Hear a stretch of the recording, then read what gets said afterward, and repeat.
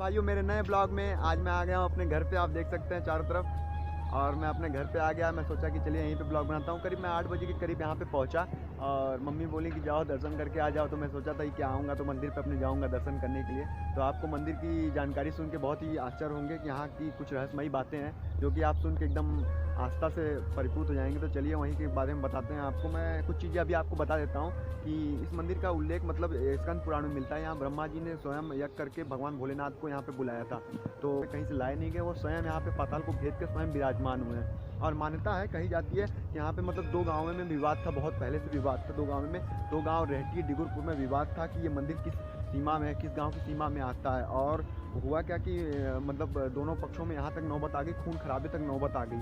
और दोनों पक्षों को समझा के वहाँ के बुजुर्गों ने समझाया कि नहीं, अगर जगत के स्वामी भोलेनाथ है तो वही फैसला करेंगे कि की सीमा में आता है। और उसके बाद तो दोनों पक्षों ने ताला बंद करके चले जाते हैं और अगले दिन आते हैं तो उनकी आंखें आश्चर्य से फटी रह जाती है। और वो क्या देखते हैं कि मंदिर उत्तर दिशा की ओर रेहटी गांव की तरफ झुका हुआ मिलता है। तब से वो रेहटी गांव का मान लिया जाता है। और सावन के मौसम में आप देखेंगे श्रद्धालु बहुत सारे आते जाते रहते हैं, चारों तरफ से श्रद्धालु आते रहते हैं। तो आप देखेंगे बनारस से जो श्रद्धालु होके कांवरिया लेके आते हैं, वो कहाँ वहाँ से विश्वनाथ जी से जो जल लेके चलते हैं वो यहीं पे आके चढ़ाते हैं। और यहाँ पे मैं भी तीन बार के करीब आ चुका हूँ जल लेके।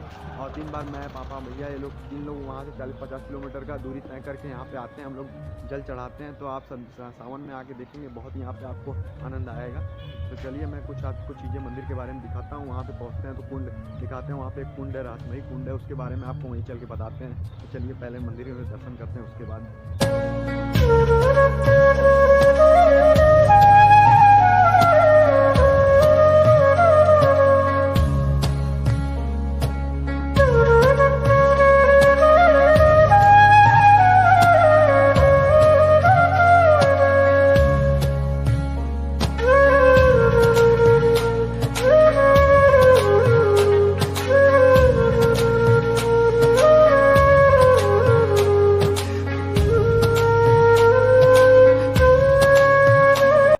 जैसा कि मैं बता रहा था कि मंदिर के सामने एक कुंड है, वो यही कुंड है। और इसका पानी कभी भी ख़त्म नहीं होता है। और देख सकते हैं आप कितना बड़ा कुंड है, छोटा सा कुंड है। इसमें मतलब सही नामक एक घास पाया गया जो कि सिर्फ समुद्र में पाया जाता है और वो कहीं पे नहीं पाया जाता। तो सही नामक घास से मतलब यहाँ से 9 किलोमीटर की दूरी पे सही नामक नदी है। तो वो ये पानी अंदर ही अंदर वहाँ से होके आता है। गोमती संगम है, वहाँ से ये होके आता है। एक बार इसकी खुदाई चालू हुई, खुदाई में सही नामक घास पा गया।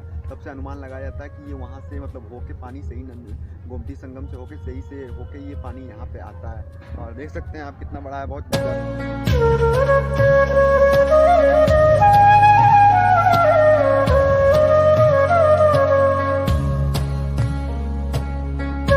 मंदिर देखा। और मंदिर के बारे में आपको कुछ और विशेषता बताना चाहता हूँ कि यहाँ पे मतलब एक बार क्या हुआ कि रात को शिवलिंग पे एक सांप था, मतलब सांप लगा रहता है। तो उसको कोई चुरा के, मकरा गांव निवासी यहीं पे है, तो वो चुरा के लेके चला जाता है। तो फिर रात को उसको मतलब सपने में मतलब सांप वगैरह आना रखता है, तो वो चिल्लाने लगता है, चिल्ला के वो भागने लगता है, दौड़ने लगता है, पागल की तरह हरकत करने लगता है। तो लोग वहाँ के गाँव के आके बताते हैं कि ऐसी ऐसी चीज़ें हो रही हैं। तो यहाँ के महंत जो हैं, महंत जी उसको बताते हैं कि मतलब सोने चांदी का वहाँ पर चढ़ाइए तो वो होगा, सही होगा। तो फिर कुछ दिन के बाद सही हो जाता है। फिर एक बार की घटना आपको बता रहे हैं कि यहाँ पे कुछ चोर आते हैं और मंदिर का घंटा वगैरह लेके चले जाते हैं। और वो जब त्रिलोचन महादेव स्टेशन पे रखते हैं तो वहाँ पे उनसे घंटा फिर उठता ही नहीं है। और स्टेशन मास्टर को तो खबर लगती है कि यहाँ पे चोरी करके लाए हुए हैं। तो फिर बताया जाता है, तो उनको पकड़ के यहाँ पे लाया जाता है। तो मान्यता है। दोस्तों दर्शन हो गया है, बहुत अच्छा लगा दर्शन करके। बहुत दिनों के बाद गाँव पे आने का मौका मिला तो मैं कहा सबसे पहले मैं दर्शन करने चलता हूँ और आप लोग को भी दर्शन कराता हूँ। तो आप लोग को दर्शन करके यहाँ की जानकारी सुन के कैसा लगा? बहुत अच्छा लगा होगा मेरे हिसाब से। यहाँ पे बहुत रोचक है। तो जब भी आपको भी मौका मिले तो यहाँ पे जरूर आइए, दर्शन करिए।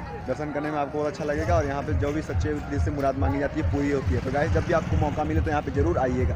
मैं तो यही चाहूँगा कि मेरा गाँव है और आइएगा तो मुझसे भी मिलिएगा गाइस। तो चलिए ठीक है, आज वीडियो अच्छी लगी तो लाइक करें और चैनल पे नए हैं तो सब्सक्राइब करें और घंटा दबाना ना भूलें। तो गाइस आपको इसी तरह मैं अच्छा ब्लॉग बनाता रहूँगा। तो अपना कमेंट करें और बताएं कि कैसा लगा आपको ब्लॉग। और अब तक के लिए इतना ही। तो चलते हैं, मिलते हैं अगले नेक्स्ट ब्लॉग में।